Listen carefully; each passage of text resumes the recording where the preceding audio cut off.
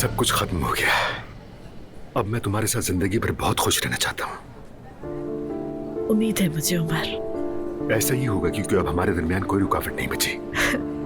दुआ, सिमल, मैं थे तुम्हारे भाई की फैमिली। मेरी जान, हम मैच्योर और एक दूसरे से मोहब्बत करते हैं और मुझे यकीन है कि बाकी किसी को इससे कोई फर्क नहीं पड़ता।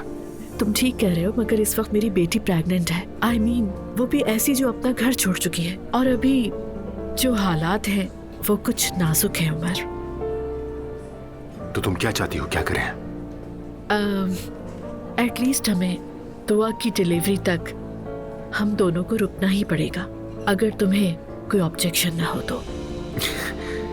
यानी तुम चाहती हो कि हम स्कूल के टीनेजर्स की तरह छुप छुप के मिलें? शायद ऐसा ही होगा। छुप छुप के मिलना वगैरह ठीक है, मुझे मंजूर है। बस तुम खुश रहो, तुम्हारी आंखों में यही मुस्कुराहट बनी रहे। तुम जब चाहोगी तभी हम सबको अपने बारे में बताएंगे।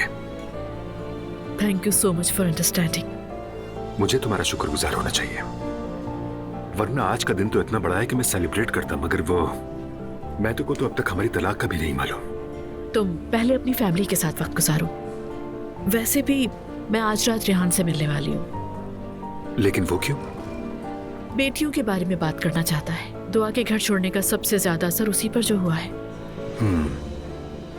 ये तो मैं समझ सकता हूँ। हाँ, तो मैं अपना ड्राइवर तुम्हें दे देता हूँ, वही तुम्हें पिक एंड ड्रॉप कर लेगा।